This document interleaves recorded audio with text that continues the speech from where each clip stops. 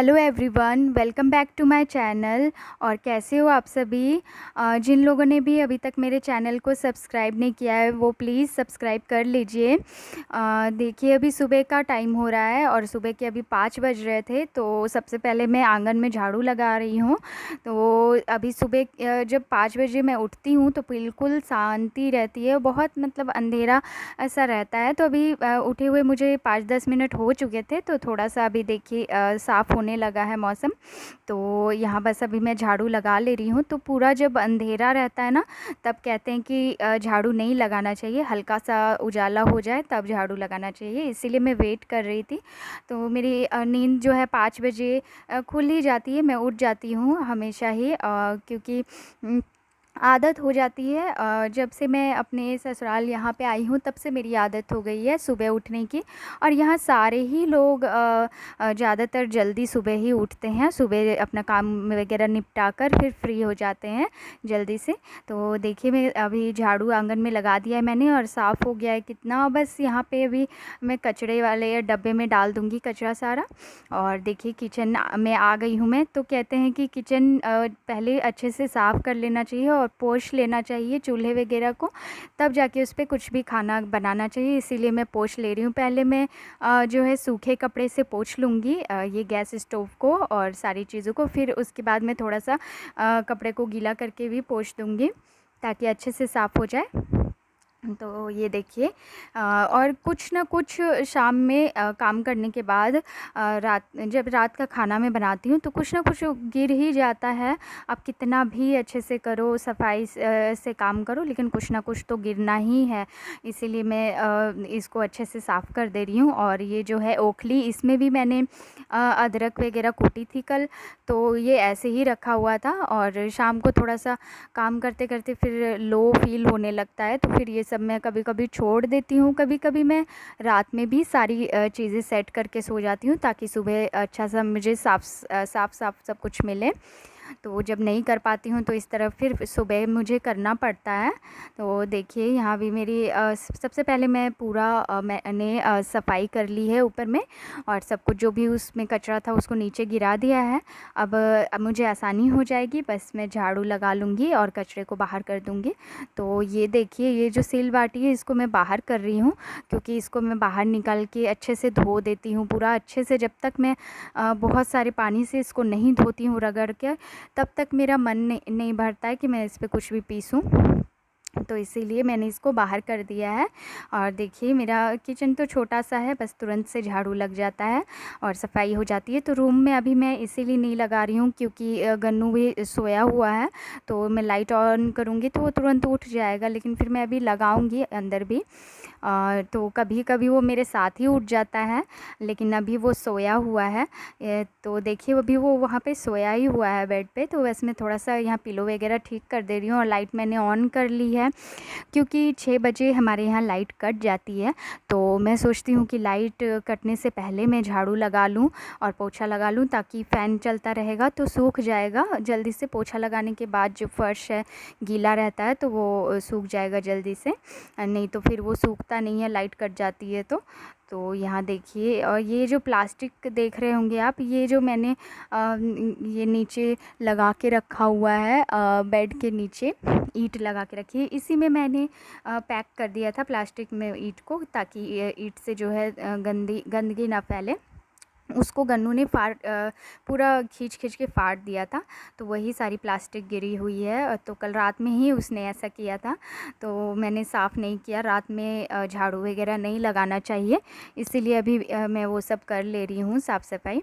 तो देखिए ये अंदर वाला रूम है हमारा, तो इसको भी मैं इसमें भी झाड़ू लगा ले रही हूँ। तो छोटा सा रूम है, बहुत ज़्यादा देर नहीं लगती है। और मेरे घर में जो है ज़्यादा काम जो है सिर्फ चीज़ें जो बिखरी रहती हैं ना, वही सारी काम ज़्यादा होते हैं। नहीं तो मेरा फ़र्श उतना गंदा नहीं रहता है और कोई चीज़ उतनी गंदी नहीं रहती है। बस जो चीज़ें होती हैं, सामान इधर उधर बिखरा रहता है, क्योंकि मेरे जो हस्बैंड हैं उनकी भी आदत है, वो कोई भी सामान यूज़ करेंगे तो फिर वो उठाकर कहीं और रख देते हैं। और गन्नू की भी ऐसी ही आदत है, तो वो तो बच्चा है, इधर उधर फैला ही देता है। तो बस मुझे ज़्यादा टाइम जो है यही सब काम में लगता है कि मैं चीज़ें सही जगह पे रखूं।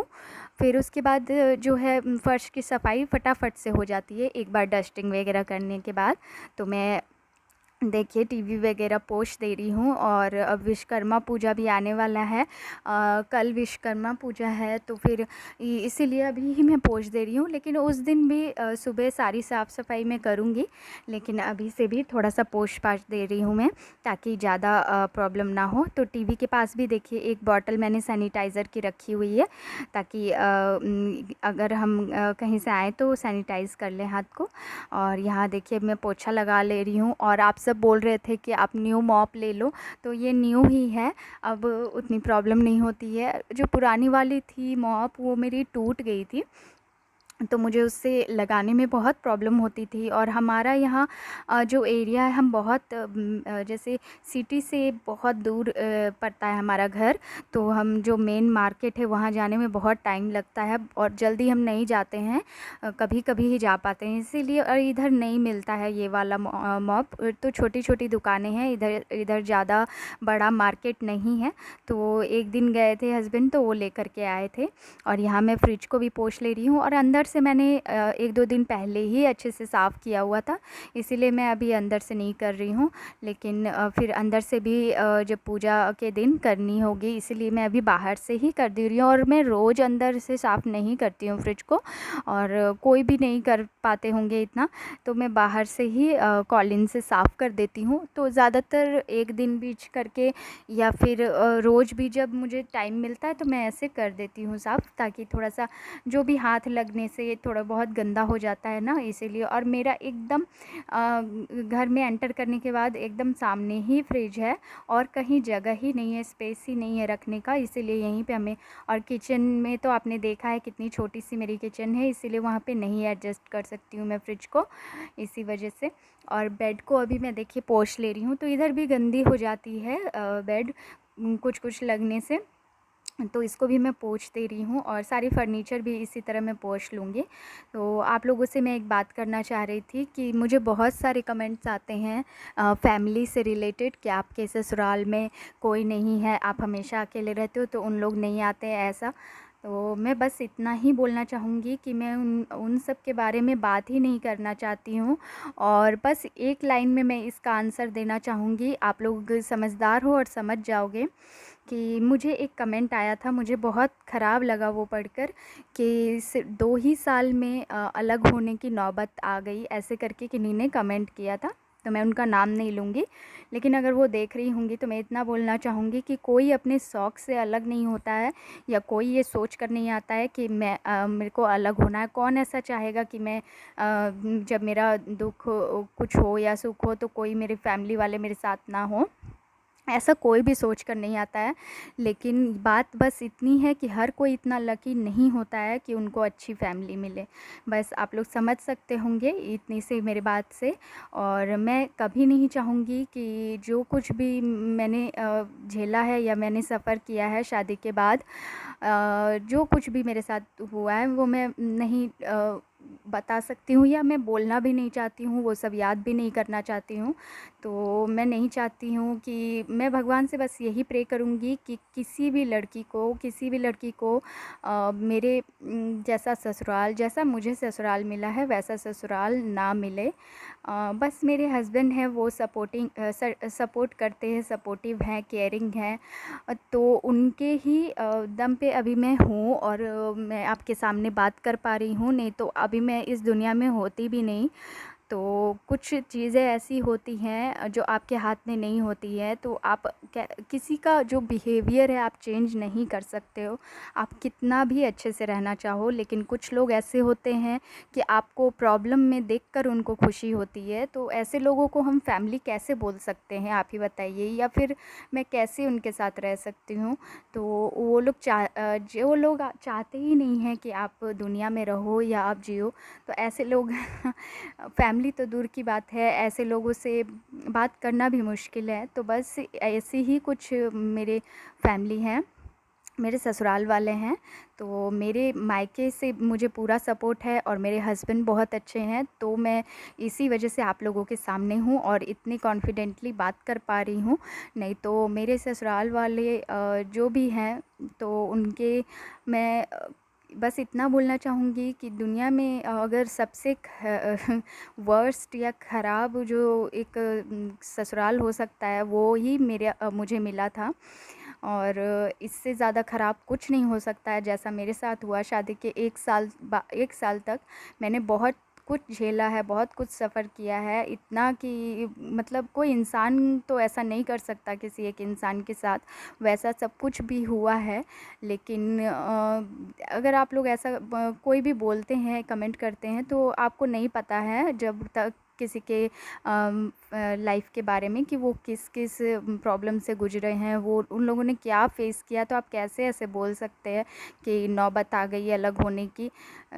हर किसी की लाइफ जो है अलग होती है, हर किसी की फैमिली अलग होती है, सबकी सिचुएशंस अलग होती हैं लाइफ में। मतलब आपकी लाइफ अच्छी है, आपकी फैमिली अच्छी है, तो इसका मतलब ये नहीं है कि सबके साथ ऐसा है, सब इतने लकी हैं।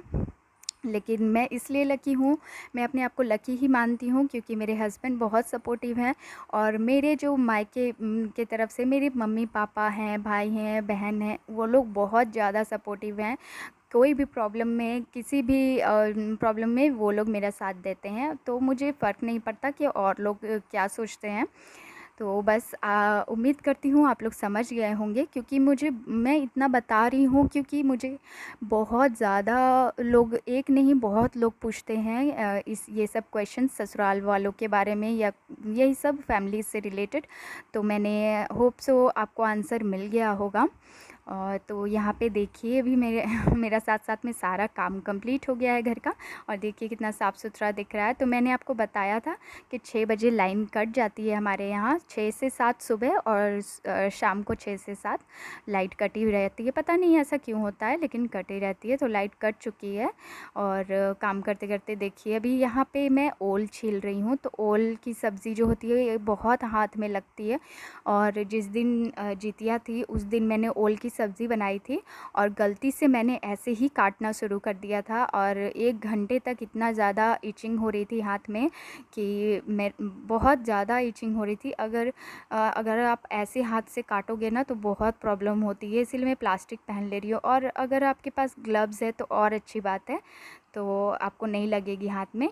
और इस सब्ज़ी की एक ट्रिक होती है कि इसको अच्छे से पहले तेल में बहुत भूनना पड़ता है, ताकि ये लगे नहीं बाद में खाने में। तो यहाँ मैंने तेल ले लिया है, और इसमें प्याज, कुछ खड़े गरम मसाले और तेज पत्ता ले लिया है।